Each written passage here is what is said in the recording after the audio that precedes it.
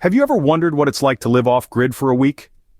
Picture this, a remote cabin nestled deep in the wilderness, stripped of all modern conveniences. No electricity, no running water, just the raw elements and the beating heart of nature. This is where our journey begins, a test of endurance and survival, a dance with isolation. In this episode of 7 Days Off-Grid, What a Week Without Conveniences Taught Me, we delve into the stark realities of living off-grid, confronting the challenges that come with the lack of modern comforts. The cold is relentless, creeping into every corner, turning each minute into a battle against the elements. This isn't merely a test of survival, but a journey to the brink of our capacity to endure, to adapt, to prevail. With dwindling supplies and mounting challenges, every step we take, every decision we make, is critical. Our only lifeline is our survival skills, our ability to make do with what we have, and our unyielding resolve to keep going. As we venture into this secluded world, far removed from the hustle and bustle of modern life, we're faced with the harsh realities of living off-grid. We learn from our mistakes in real time, discovering the importance of resource management, food preparation and storage, energy conservation, weather preparedness, and overcoming the isolation that comes with living in the wilderness. The setting is harsh, unforgiving, but it's also a place of profound learning and self-discovery. It's here, in the heart of the wilderness, that we test our prepping knowledge and survival skills. As the temperatures started to drop, this setting tested my survival skills and prepping knowledge in ways I hadn't anticipated. The wilderness doesn't just challenge us, it teaches us, molds us, and ultimately, it reveals us to ourselves. So, what does it truly mean to live off-grid? How does one survive without the comforts we've grown so accustomed to? And what are the lessons that the wilderness has to teach us? Stick around as we uncover these answers and more in the episodes to come. Let's dive into the wilderness, into the heart of survival. First up, managing resources like water and heat. Picture this, you're in a cabin tucked away in the wilderness, far from the nearest convenience store or tap water. Your survival depends on how well you manage the resources available to you. And in my case, these were primarily water and heat. Every day I'd embark on a mission to collect water from a nearby stream. This wasn't just a leisurely stroll in the woods, folks. It was a trek that demanded physical exertion, sharp senses, and a keen awareness of the environment. Once I'd filled my containers, I'd have to purify the water, boiling it over the fire to kill any harmful bacteria or parasites. This was a task that required careful planning and execution. I had to make sure I collected enough water for drinking, cooking, and cleaning, but also had to be mindful of not exhausting my energy reserves. Now let's talk about heat. Maintaining a comfortable temperature inside the cabin was crucial, especially as the temperatures outside began to plunge. This was a delicate balancing act. I had to chop and manage my firewood strategically, ensuring I had enough to last through the colder nights. I had to stoke the fire regularly, but also needed to conserve my woodpile. This was a game of strategy and conservation, knowing when to feed the fire and when to let it burn low. Through it all, I learned that resource management isn't just about rationing what you have, it's about understanding the environment, adapting to its rhythms, and making the most of what it provides. It's about being strategic, being mindful, and being resilient. And it's about recognizing that every resource, no matter how small, plays a crucial role in your survival and comfort. So there you have it. That's how I managed resources like water and heat during my week off-grid. It was challenging, yes, but it was also a profound lesson in self-sufficiency and resilience. And I believe that these lessons, these experiences, can be invaluable for anyone contemplating a similar adventure or simply wanting to be more prepared for any situation. Resource management played a crucial role in my survival and comfort. Without a fridge or stove, food preparation and storage became a unique challenge. Let me tell you, this is where creativity and resourcefulness really come into play. First, let's talk about perishables. Without refrigeration, meats and dairy products can spoil quickly, but there are ways around this. For example, I opted for cured meats and hard cheeses, which have a longer shelf life at room temperature. I also dug a makeshift cooler in a shaded, cool spot where I stored fruits, vegetables, and other perishables. When it came to preparing meals, I relied on a portable camping stove. It's compact, lightweight, and uses small propane canisters for fuel. A single canister can provide about 1 to 2 hours of cooking time, enough to prepare a hot meal. And don't forget about the power of fire. It's primal, but it works. Cooking over an open flame isn't just for marshmallows, folks. Now let's get into the practical foods for off-grid living. Foods that are high in energy, easy to prepare, and have a long shelf life are the best. Think canned goods, dehydrated meals, nuts, seeds, and energy bars. And don't overlook the importance of comfort foods. A little chocolate or a cup of tea can do wonders for your morale when you're out there all alone. But let's not forget about water. Always have a method for purifying water, whether it's boiling, using purification tablets, or a portable filter. Hydration is crucial, but so is safety. Always ensure your water source is clean and safe before consumption. Now, I can't stress enough the importance of planning and organization. Knowing what you have, where it is, and how long it will last can make all the difference.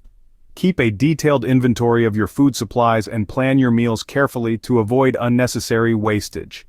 With the right planning and tools, I was able to keep nourished and energized. Even in the most challenging circumstances, you can maintain a balanced diet that keeps you healthy and strong.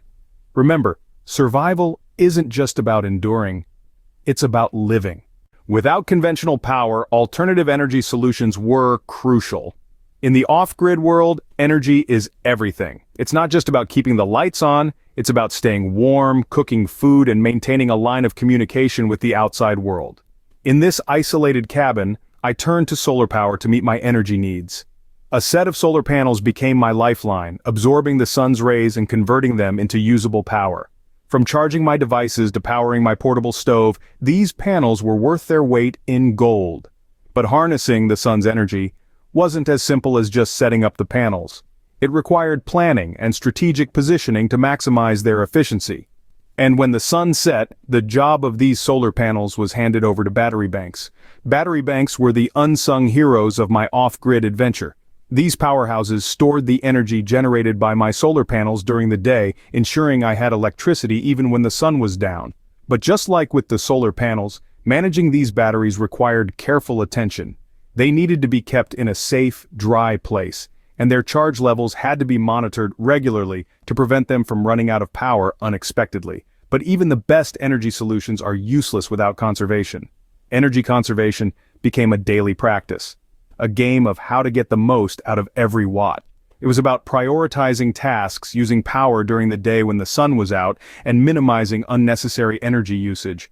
I learned to appreciate the value of every bit of power and to use it wisely. In the end, energy was more than just a convenience, it was a lifeline. It was the difference between a cold, dark cabin and a warm, lit one. It was the difference between a full belly and a hungry one.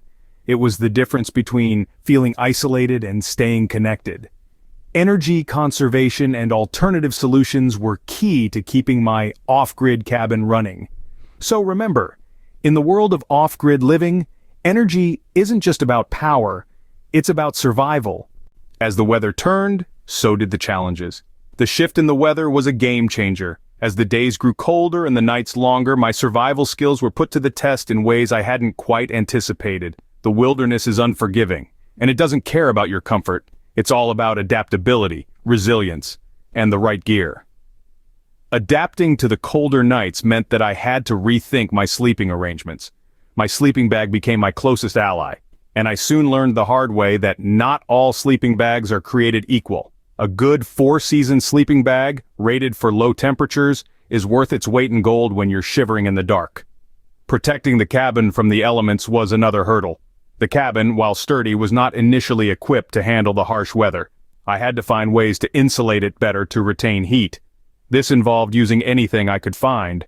From extra clothing to dried leaves, I even made some DIY window insulators using bubble wrap. It wasn't pretty, but it worked. Then there's the gear that proved to be crucial for staying warm and dry. Layering clothing is a survival essential, and moisture-wicking materials are your best friend.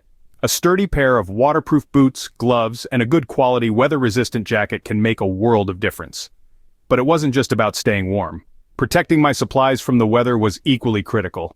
I had to ensure that my food and water supplies remained safe and uncontaminated. This meant keeping them sealed and stored in a dry, cool place. And let's not forget about fire. Fire is life in the wilderness. It provides warmth, a way to cook food, and a sense of comfort in the cold, dark nights. Having multiple ways to start a fire and knowing how to maintain it is a survival skill that cannot be overstated. Being prepared for changing weather conditions was essential to my survival. The weather can be unpredictable, and when you're living off-grid, it can be one of your biggest adversaries, but with the right preparation and adaptability, it's a challenge you can overcome. Living off-grid can be isolating. Here's how I coped. Solitude, when chosen, can be a powerful tool for self-reflection and growth. But when it's imposed, as it was in my week off-grid, it can be a formidable challenge. Deprived of the usual chatter of daily life, the silence of my surroundings was, at first, deafening. The absence of human connection pushed me to confront my thoughts and emotions head-on, a daunting task that turned out to be an unexpected blessing. Mental resilience quickly became as crucial as physical endurance. I found that maintaining a routine was pivotal in structuring my days and providing a sense of normalcy. I woke up with the sunrise, collected water, gathered firewood, prepared meals, and even found time for leisure, like reading and journaling. This structure not only kept me busy but also provided a sense of purpose and accomplishment at the end of each day. Activities also played a significant role in keeping my spirits high. I explored the surrounding wilderness, observed the local wildlife, and even took up carving with a piece of wood and my trusty knife. These activities not only served as a distraction from my isolation, but also helped me appreciate the beauty and tranquility of my environment. Of course, there were difficult moments, times when the weight of solitude felt overwhelming. In these moments, I turned to mindfulness and meditation, focusing on my breath and grounding myself in the present. This practice helped me manage my emotions and maintain a positive mindset, despite the challenges. Being alone also amplified the importance of self-care. Nourishing my body with healthy foods, maintaining hygiene, getting enough sleep, and even finding moments of joy, like watching the sunset or enjoying a hot cup of coffee, became non-negotiables. Isolation can be tough, but with the right mindset and activities, it's manageable. It's about creating a routine, finding joy in small things, and learning to enjoy your own company. And remember, solitude doesn't always equate to loneliness. Sometimes it's just the quiet you need to listen to yourself. Reflecting on my week off-grid, I've learned a lot. This wasn't just a week of survival, it was a week of self-discovery. I've tested my limits and found a resilience I didn't realize I had. I've learned that survival is not just about the physical, but the mental and emotional aspects as well. Isolation can be tough, but having a routine and staying active can help keep morale high. The practical lessons I've learned are invaluable.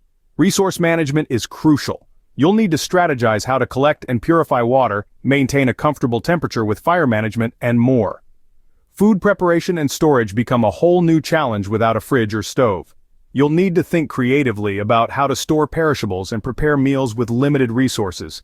Energy solutions and conservation are key. When you're off-grid, you can't rely on conventional power. You'll need to turn to alternative energy solutions like solar panels and battery banks, and learn conservation tricks to ensure you have enough power for essential tasks. Weather can throw unexpected challenges your way. You'll need to be prepared to adapt to colder nights, protect your shelter from the elements, and have the right gear to stay warm and dry. Most importantly, I've learned that living off-grid requires a shift in mindset. It's about embracing the unknown, being resourceful, and finding joy in simplicity. It's about learning to not just survive, but to truly live in harmony with nature. These insights are invaluable for any prepper looking to refine their strategy and ensure their preparations are truly ready for anything. It's not about being fearful of what's to come, but being prepared and confident in your ability to face it. And remember, every challenge is an opportunity to learn and grow. So here's my invitation to you. Take a leap, step out of your comfort zone, and test your limits. You might be surprised by what you discover about yourself and the world around you. These insights are invaluable for any prepper looking to refine their strategy and ensure their preparations are truly ready for anything.